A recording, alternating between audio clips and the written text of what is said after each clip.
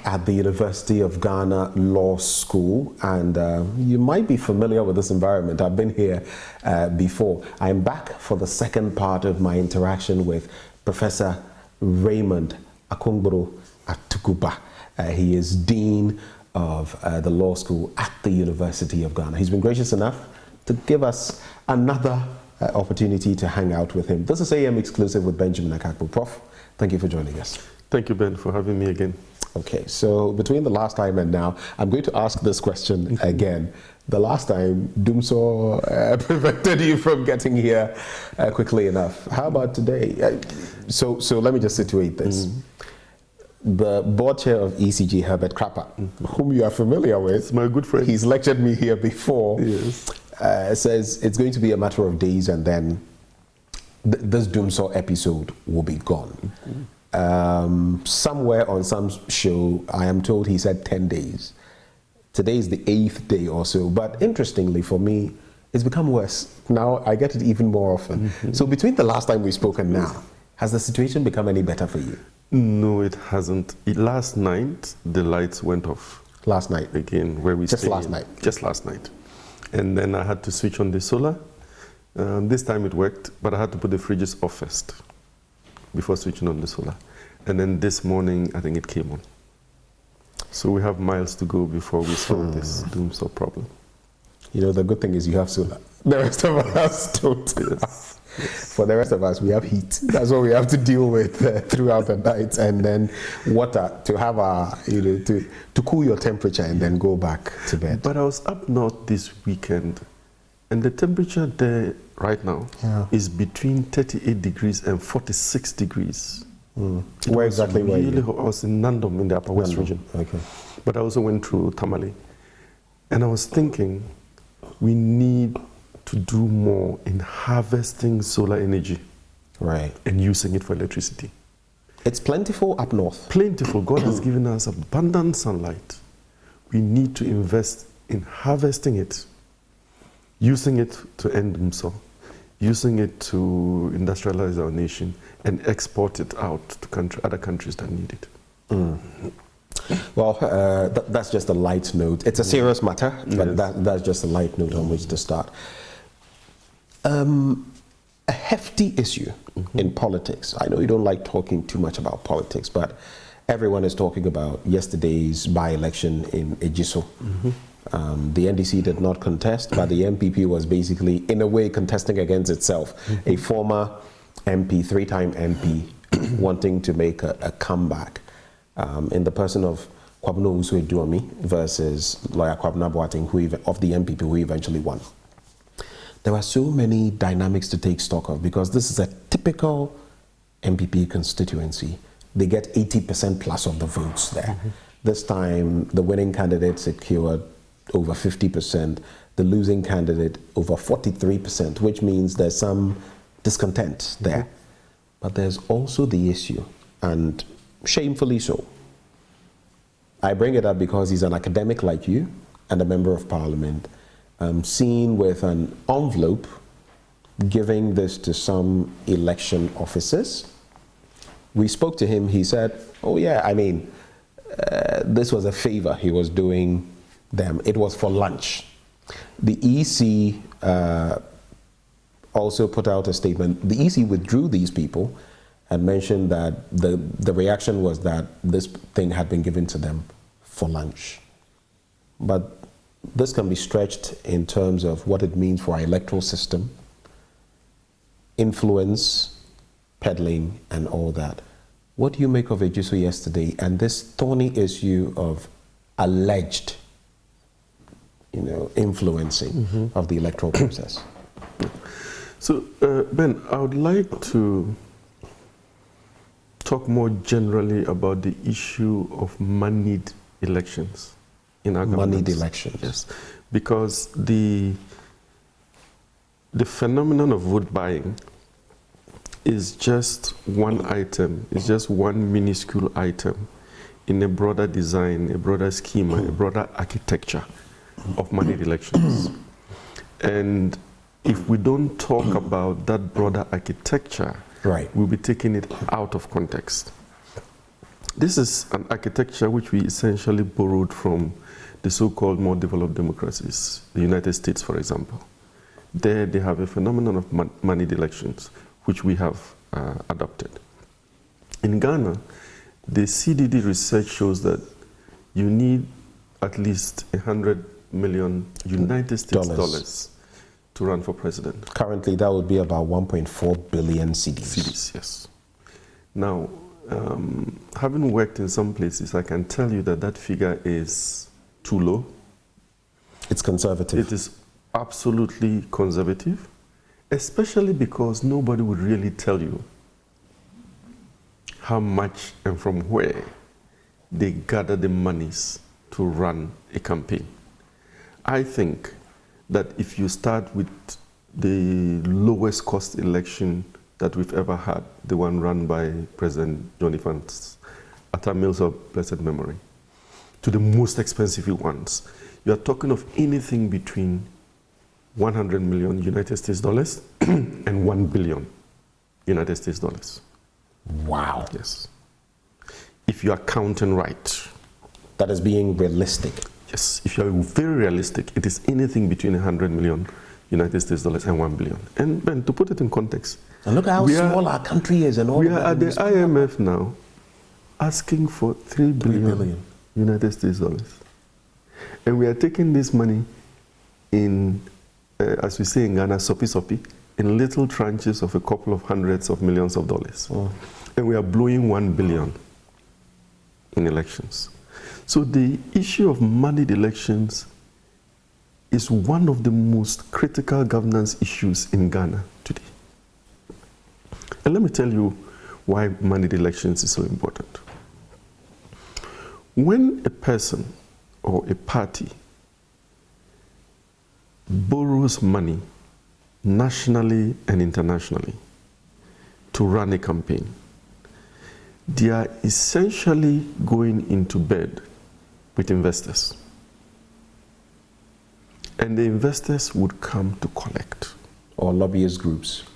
All of them are called investors. They will come to collect immediately you are installed president. It means, therefore, that our governance is skewed towards satisfying the dynamics of moneyed elections. And what are the dynamics of moneyed elections? The dynamics of moneyed elections require that immediately a government is installed, they have to direct all funds, all state funds, towards a number of priorities.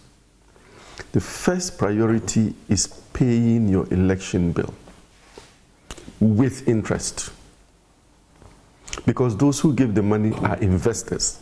They will not take the bare amount they gave you. They have to take it with heavy interest. The second priority is building a war chest for your next election. And by then, people are going to expect more because you have been in the seat for 4 years. I mean, that brings to mind the rhetoric of a few people in the past saying, party Hiesika. That's your second priority. Now, because priority 1 and priority 2 are crimes, your third priority, whilst you are in power, is to build a cadre of lawyers, accountants, financial experts, media experts, judges, civil society organizations who would defend you when you are out of power against crimes 1 and crimes 2. That's your third priority. You know, what you're saying also poses an interesting dynamic, because then the justicial system, the last time we started talking about it, and even packing or stacking the courts, the judges, comes into play. So watch where you are going, because so because of what you have said, you've articulated it so well. I'm moving to the fourth priority. And the fourth priority is now you and I. And then by then the money is finished. So there's no money to do the things in your manifesto, because it's gone. And then in 4 years, we run the same cycle again of moneyed elections. Unless we change the phenomenon, the architecture of moneyed elections, we will continue going through these cycles forever and ever. Amen. I don't think I'll say amen to that because then I'm corroborating. This is stark. And it's deeply worrying. Is there any escape?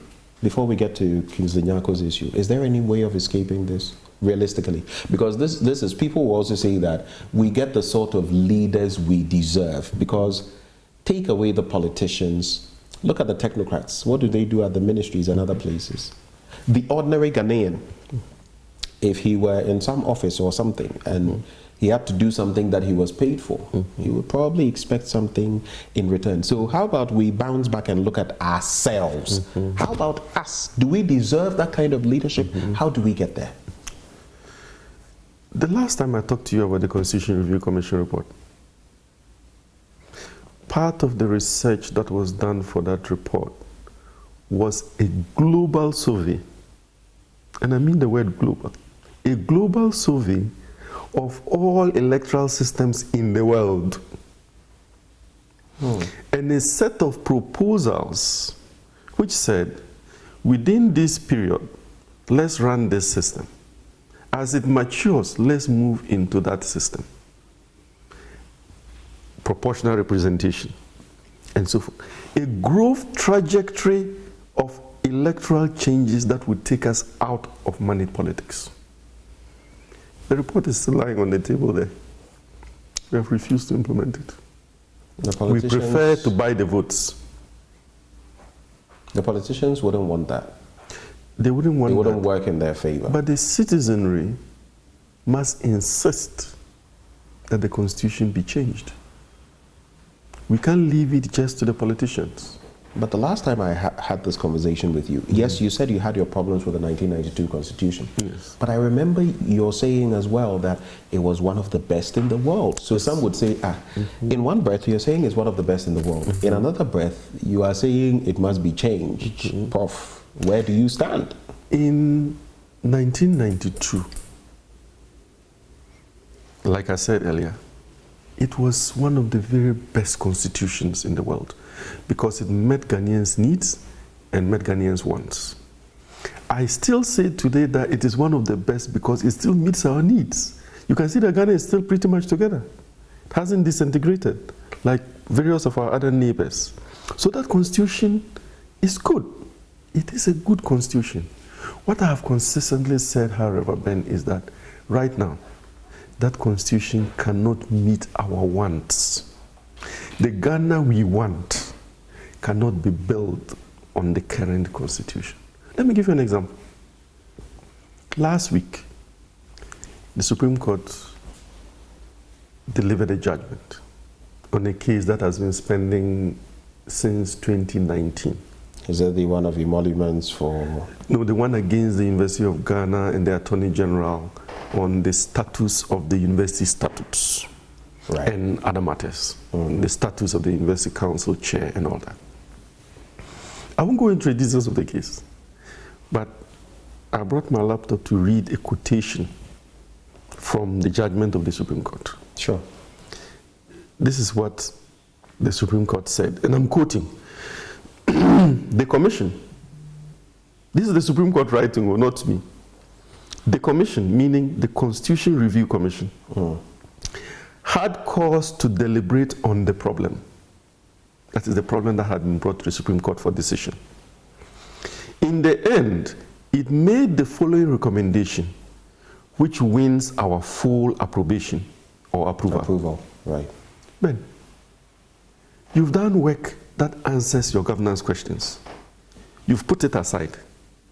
Then you take them one by one, go to the Supreme Court, spend 5 years on each of them for the Supreme Court to come to the same conclusion that the Constitution Review Commission doesn't make any sense. Are we serious? But what follows? What is the, if you can just read a little further, because they agree, but what are they agreeing to? They are agreeing to the exact recommendation the Constitution Review Commission made for Article 11.7 of our constitution to be clarified in a particular manner. Okay. So that we know the status of legislative instruments, the status of executive instruments, the status of universities, among other things. What I'm saying is that these good men and women of the Constitution Review Commission, which included the current Electoral Commission, Jean Mensa, deliberated on these governance matters that we talk about every day in Ghana today, found solutions for them. We've refused to implement it, and we still raise issues over those matters and pretend that they are fresh issues that haven't been discussed and resolved. On the issue of your fellow academic, Professor Kingsley Nyaku, I mean, it was fortuitous to get that, because we were not, our cameras captured it on the blind side of even the reporter, right, my colleague. Have you seen the video? I have seen a couple of videos. I think so a video where someone crosses, exactly, then takes an envelope out of his back pocket and gives it to, and the EC came out with a statement, I mean, which is good. They came out speedily with a statement that they had recalled those two people, investigations and everything going on. And that the claim was that these people had been given that for lunch. Okay. The MP says, I mean, why can't I do a favor to people like that? You know what's interesting? The national organizer of the MPP, Nana Boakye, I spoke to, I mean, yesterday, my colleague Evans Mensah and Coups spoke to him. Oh, I've not seen the video. I said, wow, okay. This morning I interacted with Haruna Mohammed, Deputy General Secretary of the party. Oh, I've not seen the video yet. And I was like, I mean, but that's just by the way. What do you make of that? My concern, he's a fellow academic, and the justification. We are not hanging him before any, but some have said the police should step in, the OSPs should step in. In such instances as well, there's a history. Member of Parliament, all of that. Some say Nkosiaga. What do you make of the optics? What happened? His being an academic and a politician, and what this means for our democracy. Yeah, Ben, three things. One, Professor Nyaku is a former colleague of mine and actually a friend of mine. We've done some work together. So I actually intended to call him when I saw one of the videos. I haven't done that yet, so I prefer not to comment directly on it until I have spoken to him. But on the broader issue, I don't know if you are familiar with the corruption report that was produced in Ghana in the 1960s under the Busia regime. I've forgotten the exact title of the report, but there was a corruption report, very detailed, the most analytical corruption report I've ever read. I think in the 60s. In the 60s. I think we need to go back to that report because it really touched on the real issues. It went as far as discussing certain cultural aspects of our lives which make it more difficult than not to give money in return for favors or to give money after favors have been granted. And I think we need to look at it in those contexts. There are instances, for example, where in places like the US, a President Obama or Trump would go somewhere, even on election day, thank officials, give them food packets or whatever, and that is it. That is it. It is possible to say that in this instance, they are just switching the food packages for cash because a lot of our traditional practices have now been quantified in monies. So, for example, the traditional practices I went for in the north this weekend, most of them involve, for example, giving a cock, giving a sheep, and so forth. All of those were equated into money. And so you make a financial contribution, and traditionally, it is recognized as providing a cock or providing a sheep. So let's put that in context. That is not to say that the phenomenon of vote buying is absent in Ghana. I have told you that the election stakes are so high in the manner in which I have explained in this interview, that it compels politicians to literally buy votes at polling stations in order to ensure that they win the victory, are able to pay the election bill, and build a war chest for the next election. So vote buying is real. It happens. Any Ghanaian who says that he or she doesn't know that it happens is lying. You just have to go to polling stations on election day or look at the way in which parties organize to win elections, and you know that it's rife. The point I'm making is that crass vote buying is a small aspect of a broader architecture of moneyed elections that we need to dismantle if this country is to go forward. Two quick questions to follow up. One, were you disappointed when you saw your colleague in that? Yes, subject to my talking to him, I was worried. And that's why I will talk to him. Right after this interview, I'm going to give him a call. All right. The next bit then, some would also ask, but if he gave them money, okay, so money to buy food, let's assume, right, lunch. How does that influence the offices? Someone would ask. I want us to look at this from all the different angles, not just from the angle of, yes, it's influence. How does it influence? It could, because if you talk to people who are at polling stations on election day, they have stories about the politics of food at the polling station. There are instances where some political parties are not able to provide food for their polling agents. Another political party volunteers to provide food for them and use that to sway them, or drag the food and then they are sleepy at counting time so that the figures can be fudged. There's a politics of food on election day which we can't discount. So we can't say that providing money or providing food to anyone involved in the election on election day should be discounted. No, it has to be investigated. Let's now look at another crucial issue. Again, the optics of leadership. Deportment. A few times we've had, Mr. President, there was a time with the former Greater Accra Regional Minister, who I think is now designate for Interior. Henry Quarty. And, someone who had not stood up at a function and the directive, go and get that person. And then recently another video, which you have seen, yes, where the president is vehement in his, and get up, a chief. And some have asked the question about, yes, the executive powers of the state are vested in the president. But at the same time, traditional leaders also have their prime of place in all the way from independence, pre-independence, and the struggle with Nkrumah afterwards, and everything in between. What did you make of that video, and was it proper or improper? And of course, we've also deliberated on the statement from the Chieftaincy Ministry, so you can rope all of it in. Yes. It was concerning to me. And what was worse what I saw in the video. And what was worse was the release from the Ministry of Chieftaincy Affairs, Chieftaincy and Traditional Affairs, I believe it's called.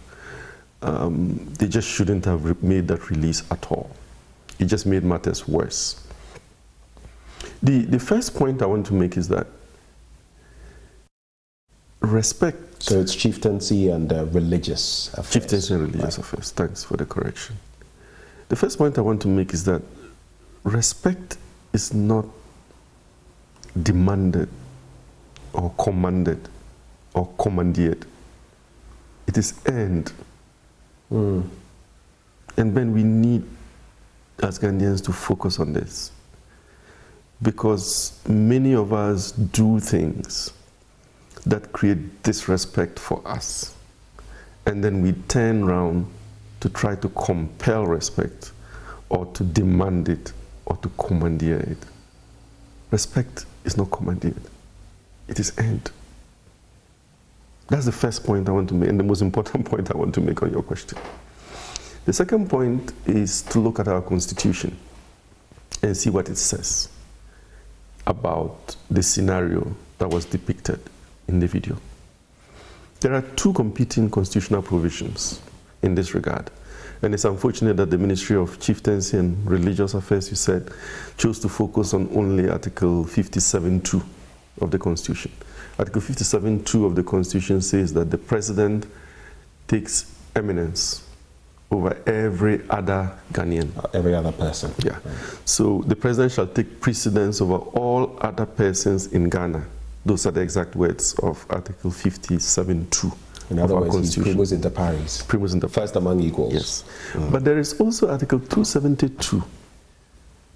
Sorry, 271, which says that the institution of chieftaincy, together with its traditional councils, as established by custom. So, as established by customary law and usage, are guaranteed.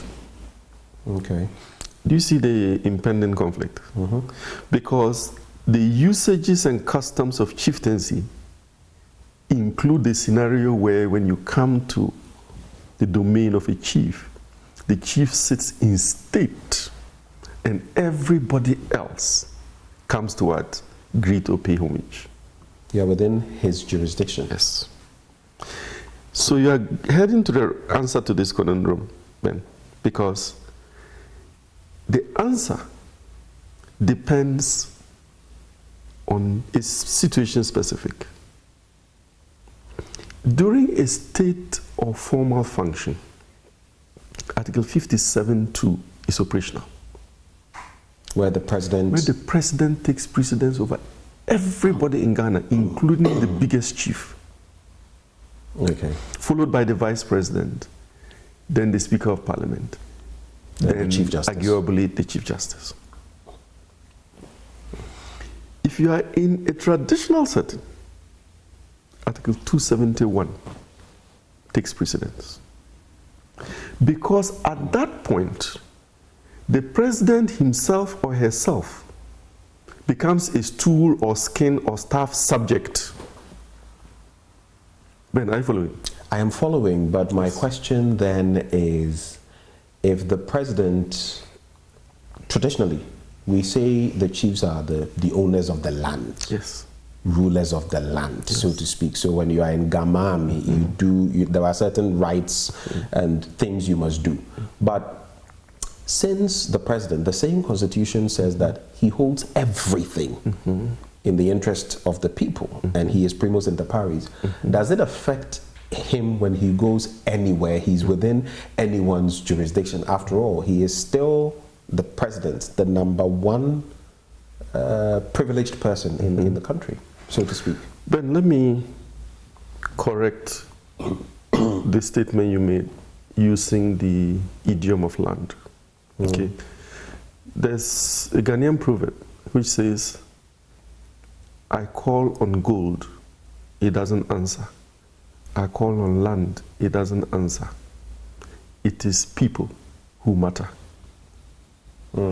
So, the way in which you have posed the question suffers from an over-insistence on materiality over people. So let me rephrase your question that the traditional authority have jurisdiction over people. Okay. Okay. And so in their land, they have obeisance from their people. People. Okay. Once you enter that land and you go into a traditional or customary session, event, Article 271 kicks in. It applies automatically. It applies. If you don't want it to apply, you need to get out of the event. Because once you are there, no matter your formal position, you become either a stool or skin or staff subject or a visitor amongst the people and under the jurisdiction of whoever is chief in that area. And you have to obey the usages and customs, as long as those usages do not contradict. For example, you can't, as part of those usages, commit murder.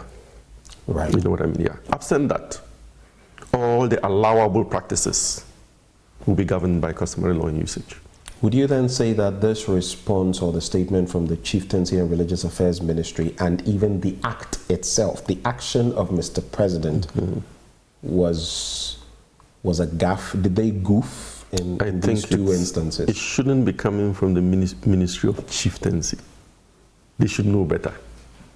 They should know that whoever goes to the palace of the Asantehene should not expect the Asantehene to rise up for him. And that doesn't happen. They should know that whoever goes to the palace of the Ochehene should not expect the Ochehene to rise for him. The Yagbonwura. They should know that whoever goes to the palace of the Yagbonwura should not expect the Yagbonwura to rise for them.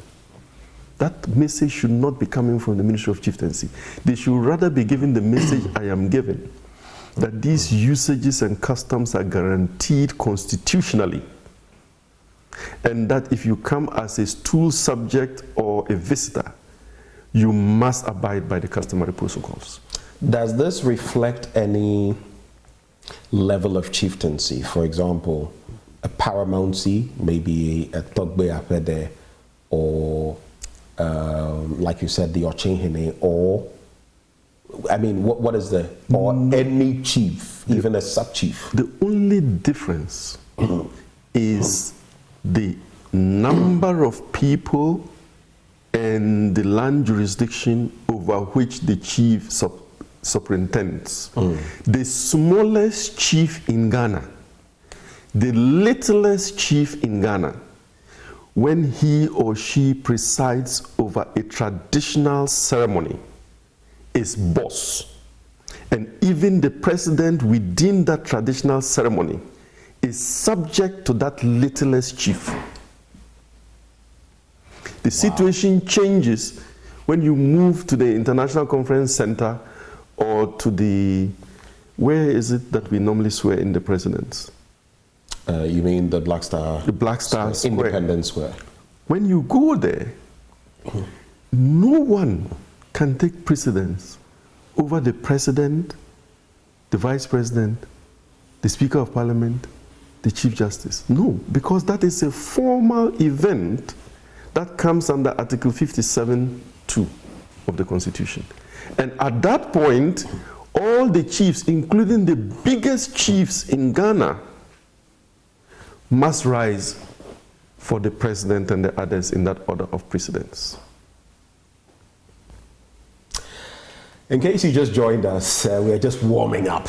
This is AM Exclusive with me, Benjamin Akakwa. I'm here interacting with Professor Raymond Akumburu Atuguba, and he is Dean of the Law School at the University of Ghana. We've been talking about the Ejiso happenings, the context, influence peddling in our politics, and recent events in respect of who assumes what position, the president versus traditional leadership, on the back of the Chieftaincy and Religious Ministries statement. But let's now talk about good governance a bit. The last time I wanted us to go deeper into that. Let's focus on institutions, because I'll take you back to what Barack Obama said. What we need are strong institutions, not strong men. How can these positively impact our society? And from where you sit, is Ghana getting it right in this respect, or are we losing the plot? Compared to our neighbors, which is not very good company right now, we are doing well. But as I always say, this is not the Ghana that Nkrumah envisaged. We are a century behind the Ghana that Nkrumah envisaged. So we are a century behind. We are a century behind. In that respect, we are not doing well at all. Do you realize what you're saying? We are 67. Yes. If you say we are a century behind, it's almost as though we had not attained independence. It was about 33 years to independence. We still hadn't. I believe that we're better off a century ago than now.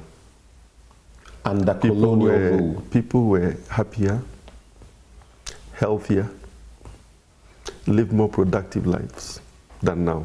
But that is for another vehemently disagree with you. Yes.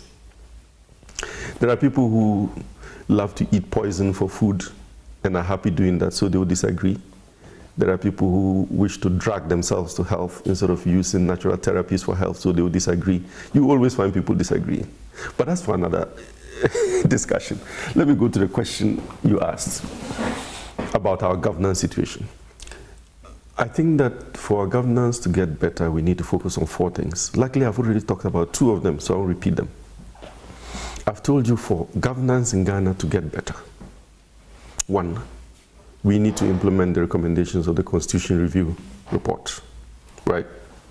We have that right. The second thing we need to do is to deal with the entire architecture of managed elections. There are 2 more things to do to get our governance right. The first is deal with the debt crisis, and I'll explain why the debt crisis is a governance issue. And the final and 4th thing to do is to reorient our outward-looking economies. Outward-looking economies. The economies in Africa and in Ghana are outward-looking. In other words, they work for the benefit of people outside of Ghana and not of Ghanaians. And unless you deal with that, you're going to have the democratic reversals that we're experiencing around. So let's look at the debt crisis. Ben, have you ever thought about what we use our revenues for in Ghana? We all pay taxes. I pay lots of taxes. You pay taxes. Everyone pays taxes. Have you ever thought about what we use that money for and why we seem never to have money? Why are we always broke as a country, despite all the billions and billions of cedis that we collect in taxes? Now, when our taxes are collected, they are used, or there's an attempt to use them for 4 things. The first thing is to service debt. And the word service is very critical because our debt is never paid. It is always serviced. Okay. Recently, we got to a crisis because we started spending over 100% of all our revenues to service debt. To service our debts, right. And that's why we had to do debt rescheduling and debt restructuring. Right. Okay.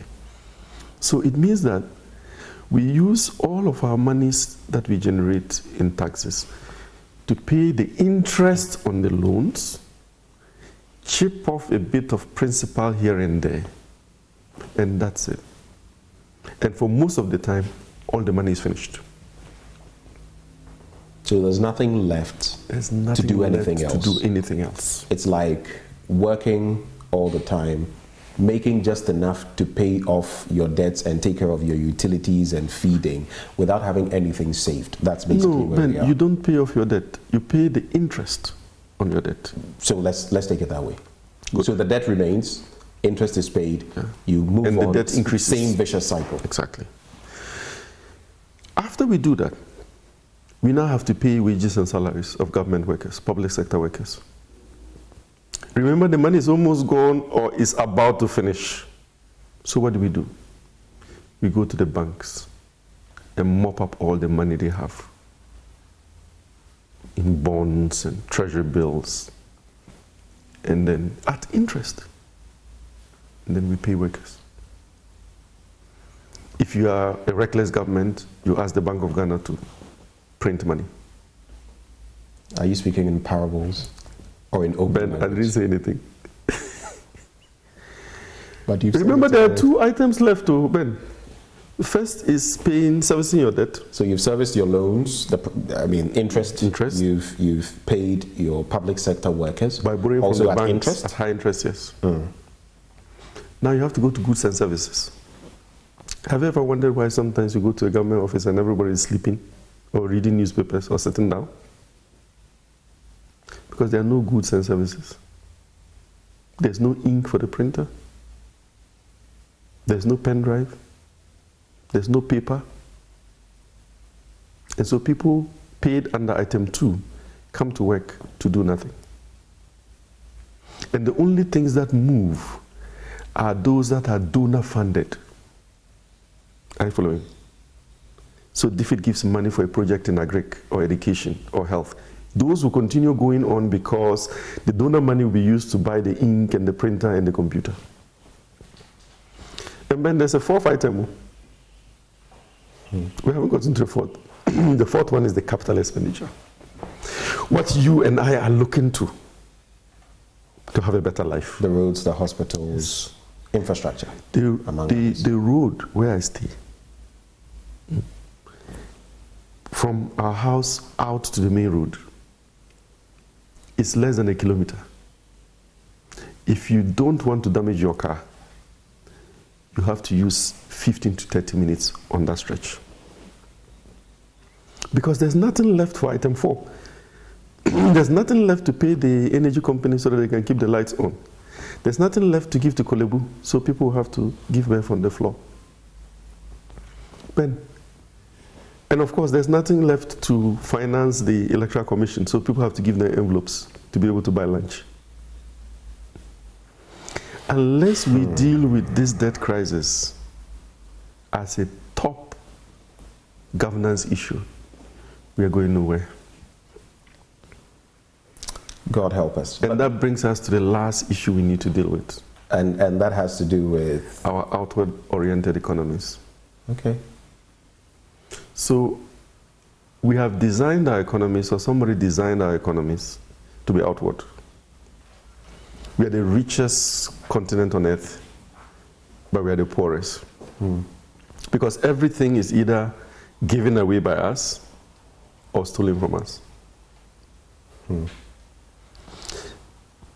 So we laugh at our Francophone brothers for entering into the colonial pact with France, which essentially continues colonialism.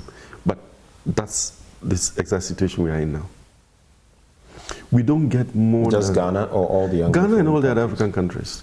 We are suffering from severe natural resource extractivism and financial extractivism.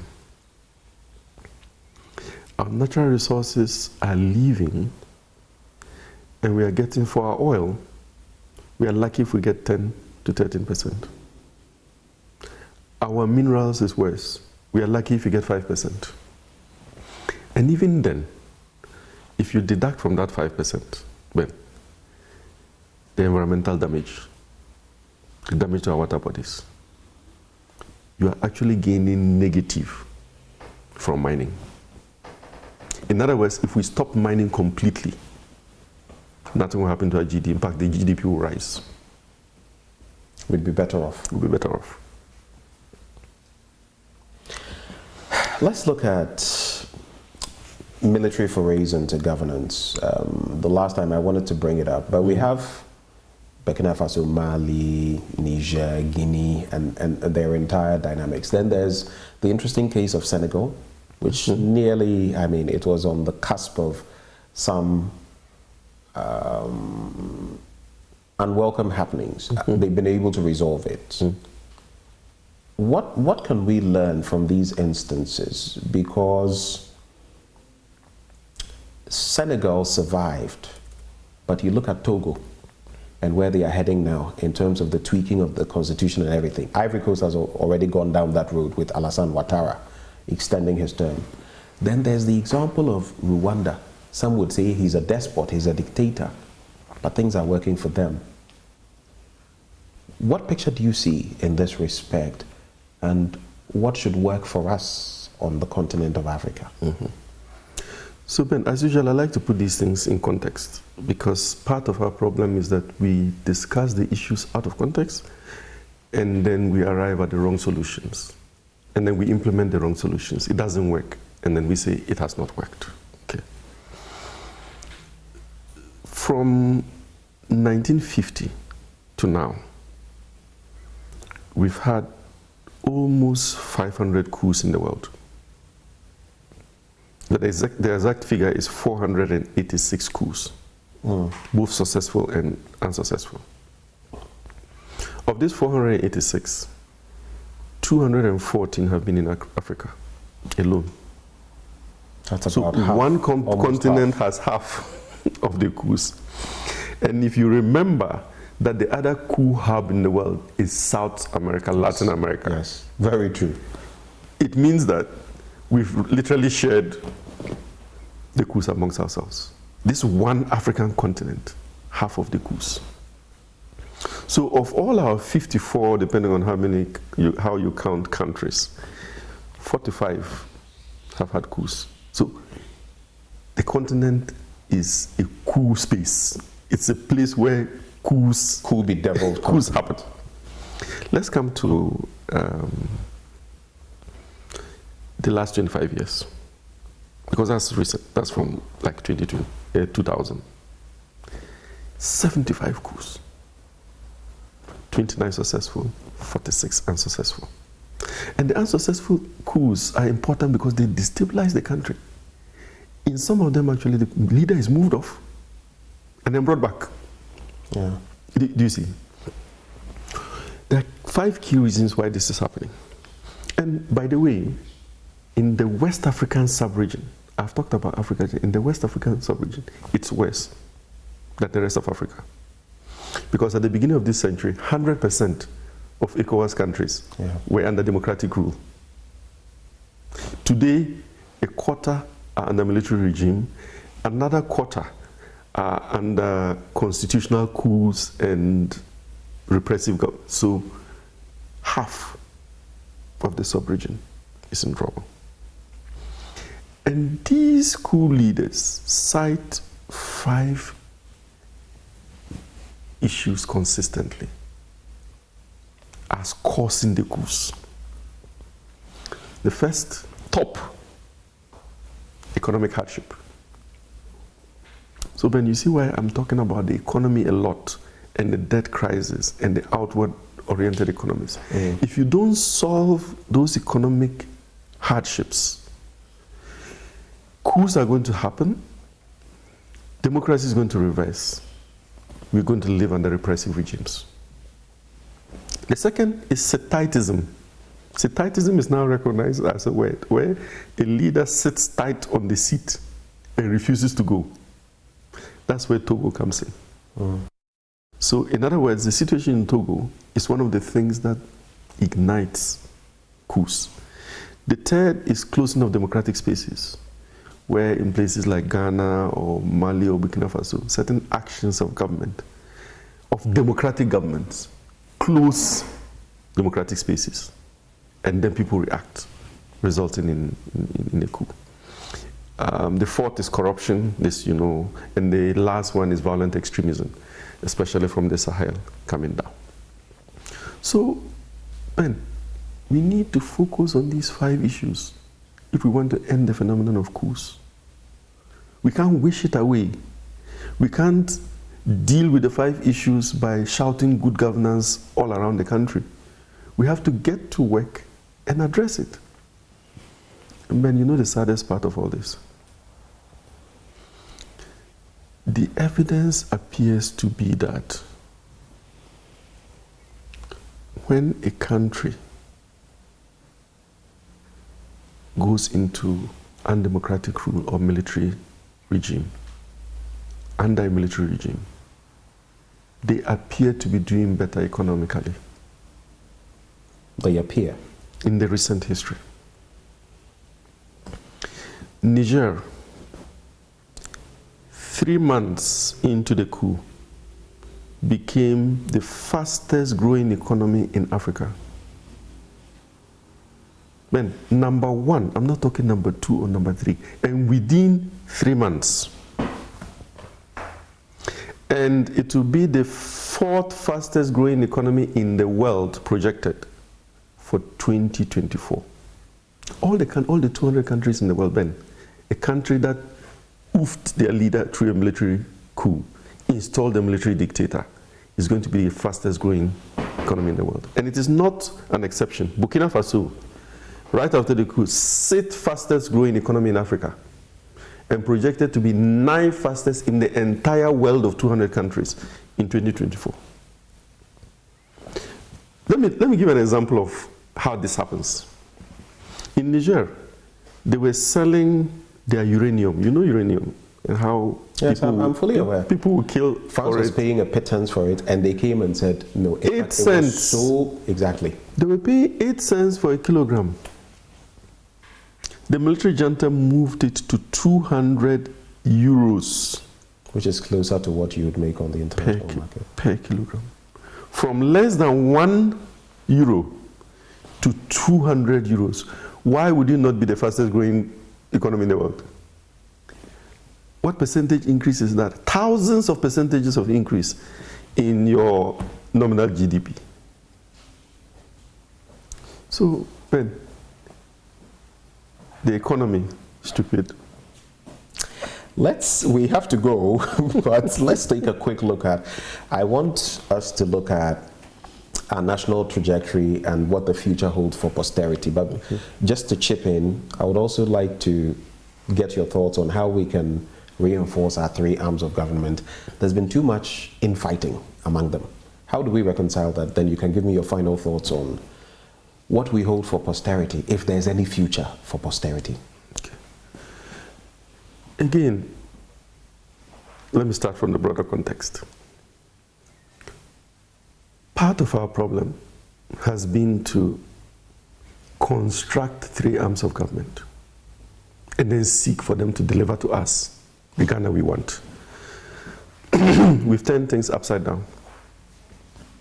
We have to first determine the Ghana we want, and then see if we even need those three arms of government to construct the Ghana we want. But we've taken the three arms of government as a given. We must see whether we even need them. Exactly. Let me tell you a few stories in answer to your question. When I was working as executive secretary to President Mahama, we went on a state visit to Norway to learn how they did their oil miracle and see how Ghana could learn from that experience. After all the formal ceremonies and the formal presentations and everything, I captured the Prime Minister, the then Prime Minister of Norway, at a corner somewhere. And I asked her, I said, Excellency, can you tell me exactly how you did it? She told me two things. Undertone. She said, when we found oil, we went and brought the Americans. And then we put them in the front of the bus, in charge of the steering wheel. And then we put our people at the back of the bus and told them to watch. After a few years, we kicked them off and put our people in the driving seat. That was the first story she told me. The second was about how Norway participates in 50 to 70% of all mining licenses. 50 to 70% of every mining license. And they still take taxes and royalties in addition to the dividends. So they are winning from both ends. Exactly. Do you know what Zambia's percentage is? Norway is 50 to 70%. Do you know Zambia's percentage? Tell me. 2%.